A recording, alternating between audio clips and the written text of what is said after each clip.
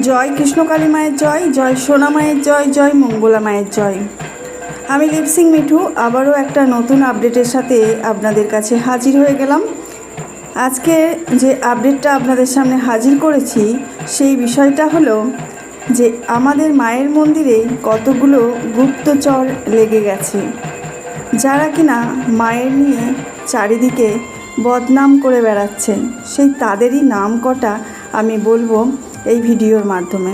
Skip করবেন না, পুরো ভিডিওটা ওয়াচ করার চেষ্টা করবেন।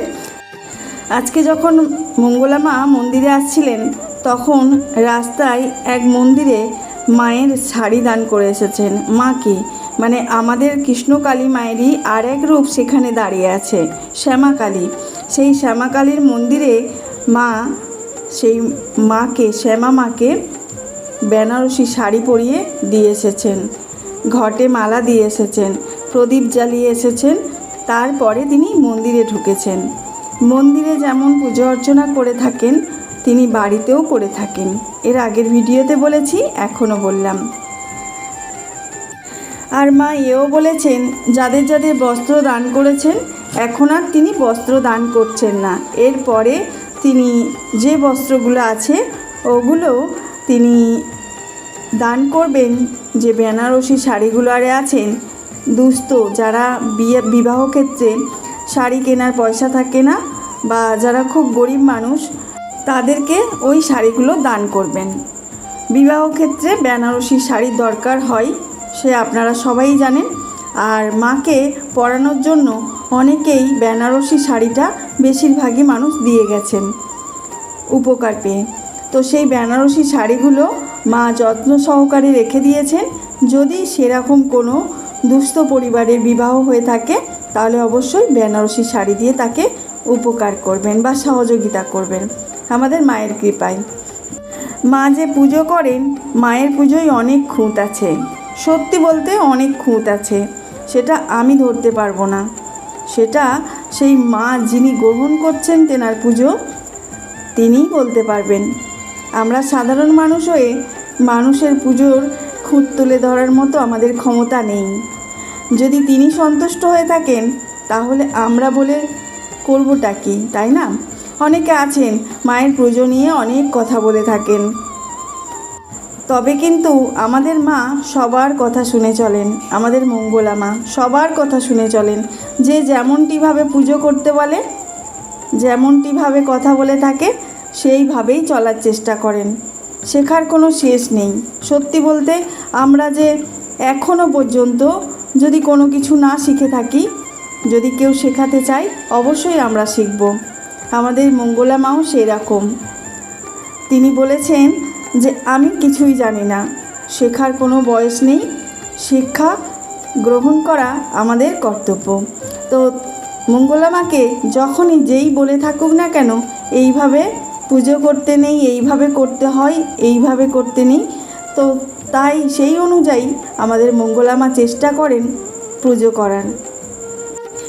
বাড়িতে যে সোনামা আছে সেই সোনামাকে মা যত্ন সহকারে পুজো করে তবে বাইরে বেরোন।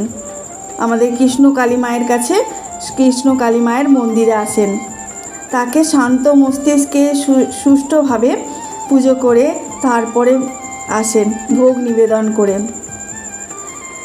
আর আমাদের সোনা মায়ের ভোগের প্রসাদ কি জানেন? আলো চাল আর কলা। আমাদের মা স্বপ্নাদেশে আমাদের মঙ্গলা মাকে বলেছেন যে তিনি এইগুলো নিবেদন করেন যেন পুজোর থালায়।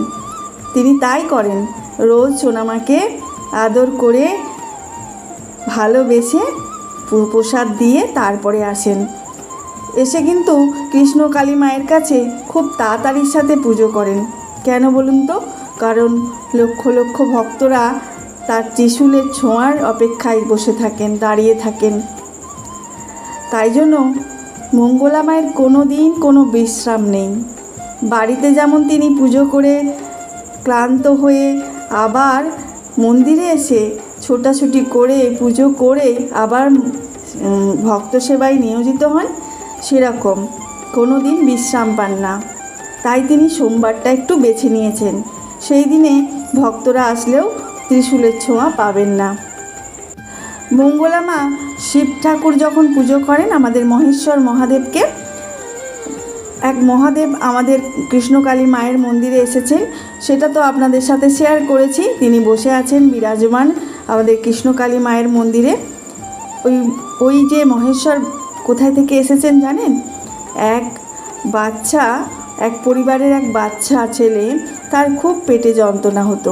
সেই পেটের যন্ত্রণা থেকে সে মুক্ত পেয়েছে, তাই তারা বাড়িতে মহেশ্বরকে তৈরি করে কৃষ্ণকালী মায়ের মন্দিরের বাইরে রেখে গেছেন, যেখানে বসে আছেন মহেশ্বর।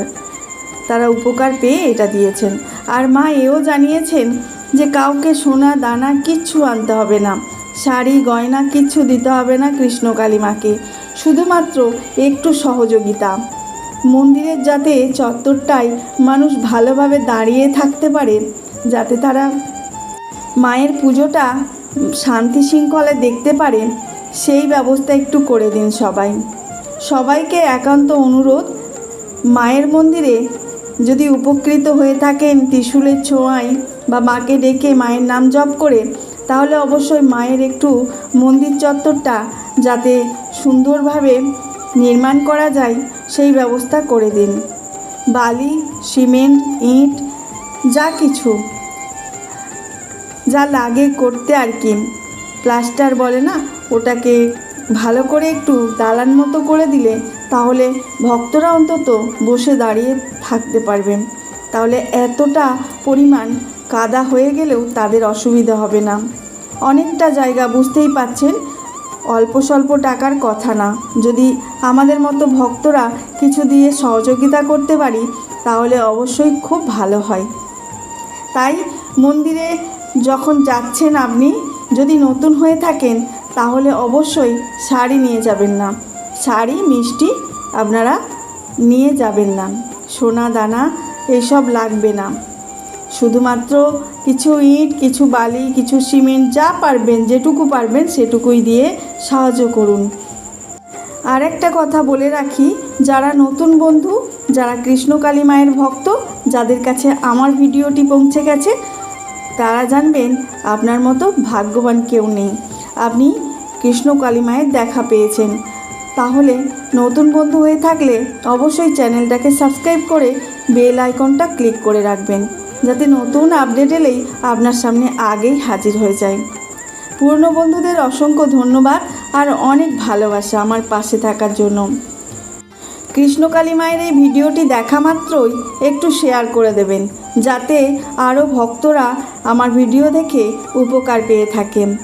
আর একটা লাইক, কমেন্টের মাধ্যমে একটু কৃষ্ণকালী মায়ের জপ করে যাবেন। জয় কৃষ্ণকালী মায়ের জয়। তাহলে চলুন, আজকে যে এই বিষয়টা নিয়ে আমি বলতে চলেছি সেটা হলো মায়ের মন্দিরের আশেপাশে প্রচুর গুপ্তচরের আনাগোনা হচ্ছে। মা সকাল থেকে সন্ধ্যা পর্যন্ত, রাত্রির পর্যন্ত কী করেছে থাকেন, সমস্ত কিছু খবরাখবর তাদের কাছে কিন্তু পৌঁছে যাচ্ছে। কিভাবে পৌঁছচ্ছে? নিশ্চয়ই কোনো গুপ্তচর আছে এর পিছনে। হ্যাঁ, অবশ্যই আছে, যারা মাকে দিবারাত্রি চোখে চোখে রাখছেন, সমস্ত কিছু নোটিশ করছেন, যা যা করছেন সমস্ত কিছু। রোজ মন্দিরে নতুন নতুন গুপ্তচর পাঠিয়ে ভিডিও করে সেটাকে উল্টোভাবে নেগেটিভভাবে ভিডিওটিকে শেয়ার করার চেষ্টা করেন।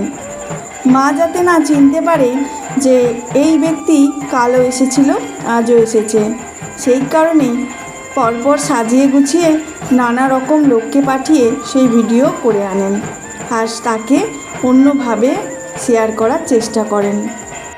যতই যাই করুক না কেন, শত্রুপক্ষ কিছুই করতে পারবে না, কারণ কৃষ্ণকালী মা আমাদের মঙ্গলা মায়ের সাথে সব সময় আছে। অনবরত মাকে আগলে রেখেছে আমাদের কৃষ্ণকালী মা। এরকম গুপ্তচর যারা নেগেটিভ ভিডিও বানিয়ে থাকেন, এরকম মানুষ আমি 4 জনকে জানি। 4-5 জন মানুষের নাম নিয়েছেন আমাদের মঙ্গলা মা। আমি নামগুলো বলতে চাই না, কারণ আমি সেই নামগুলো বলার ইচ্ছেও আমার নেই। তারা তবে সাবধান হয়ে যান। যদি আপনাদের ভালো চান। তাহলে চলুন আজকে এটুকুই। ভালো থাকবেন, সুস্থ থাকবেন। জয় কৃষ্ণ কালী মায়ের জয়।